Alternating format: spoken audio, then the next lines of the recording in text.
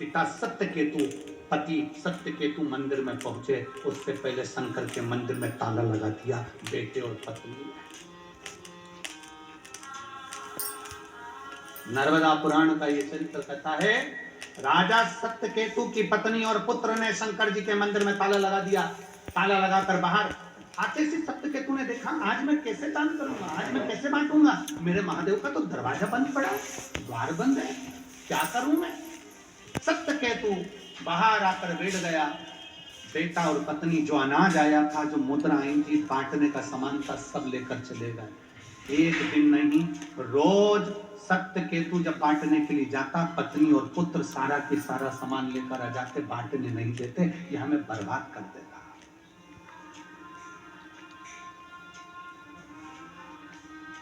इसीलिए शिव महापुराण की कथा कहती है, शरीर चले और तुम्हारे घर में चले, तब तक तीर्थ करो और दान करो। जिस दिन शरीर नहीं चलेगा, उस दिन तीर्थ नहीं कर पाओगे, और जिस दिन तुम्हारे घर में नहीं चलेगी, उस दिन 1 रुपए का दान नहीं कर पाओगे। तुम्हारे घर में चल रही है, मैं कमा रहा हूं, मेरी मर्जी, मैं दे सकता हूं, मेरा मन।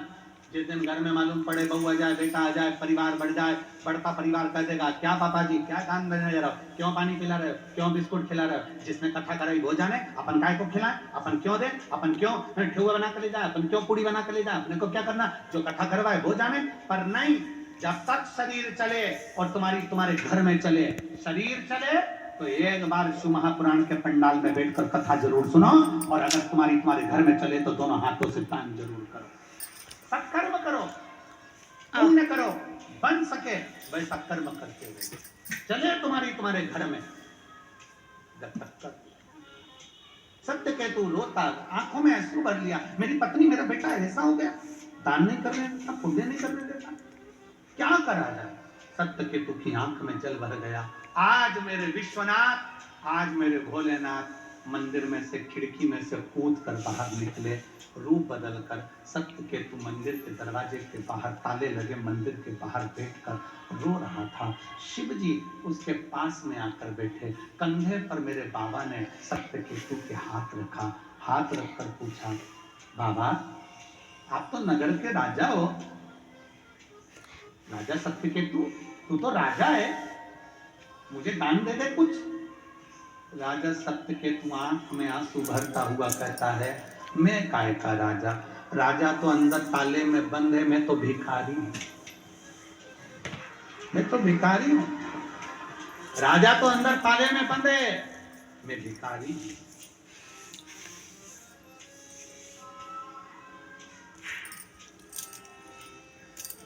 और यही होना चाहिए। सेठ मत बनो, सेठ बनोगे तो टेंशन बढ़ेगी।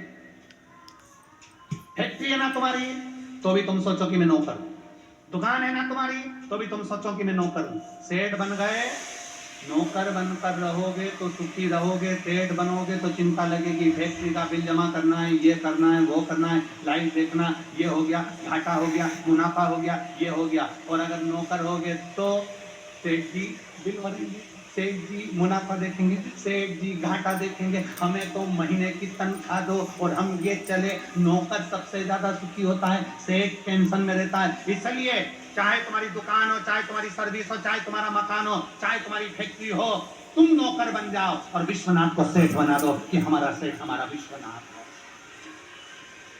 हम नौकर वो सेठ। तो चिंता किसकी, जम के बोलो जरा, विश्वनाथ।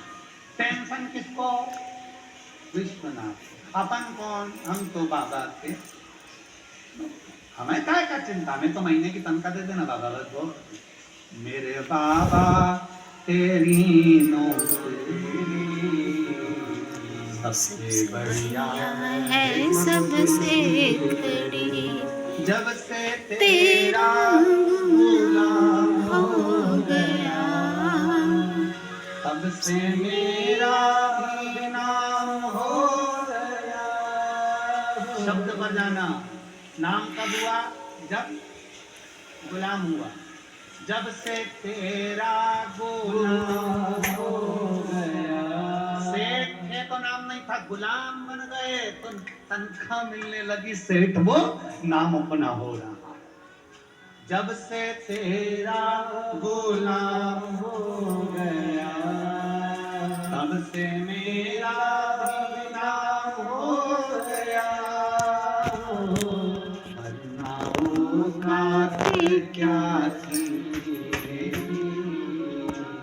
सबसे बढ़िया है सबसे खरी, भोले बाबा तेरी नौकरी सबसे बढ़िया है सबसे। नौकर बन जाओ, वो टेंशन उसको दो।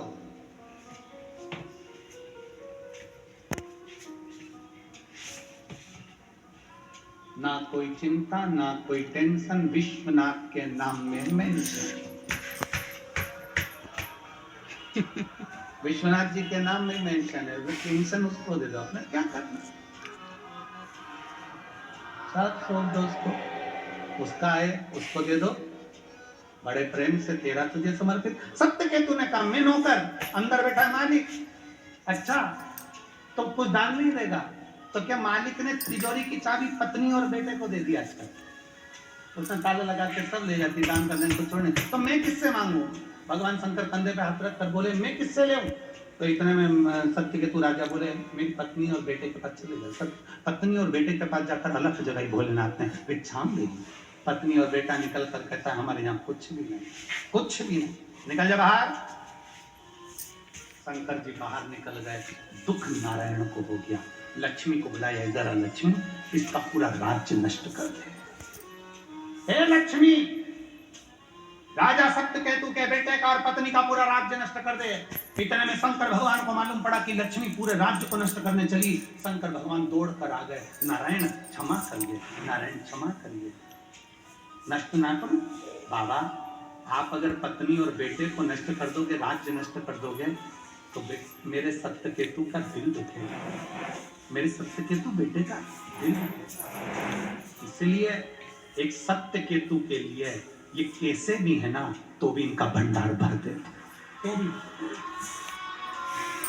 घर में अगर कोई एक शिव भक्त है तो याद रख लेना तुम्हारा घर अच्छा चल रहा है उस शिव भक्त के कारण, क्योंकि भगवान तुम्हारे भाग्य से नहीं, कोई शंकर को जल चढ़ाने वाले के भाग्य से तुम्हें दे रहा है। शिव का समय आया, शिव महापुराण की कथा कहती है सत्यकेतु का राज्य नष्ट नहीं हुआ, केवल सत्यकेतु के लिए शिव ने रोक दिया। केवल एक सत्यकेतु। हमारे परिवार में, हमारे घर में, हमारे कुटुंब में अगर कोई शंकर को जल चढ़ाने वाला है, समझ लेना दुख की घड़ी धीरे धीरे समाप्त होगी। धीरे धीरे, फाइल थोड़ी मोटी है, थोड़ा समय लगता है। शिव पुराण 24,000 श्लोक की है, 18,000 श्लोक उसमें भरे पड़े हैं। तो ऐसे सारी पुराने भी माननीय मुख्यमंत्री जी करते 1.25 लाख श्लोक उसमें बड़े पड़े हैं महाभारत में। तो ऐसे साफ भरा पड़ा है, ये भी इतनी मोटी है, इसको धीरे धीरे धीरे धीरे धीरे धीरे कम होती है। उसी तरह याद रखिए कि जीवन में सुख आया है तो धीरे धीरे धीरे धीरे समझ थोड़ा इंतजार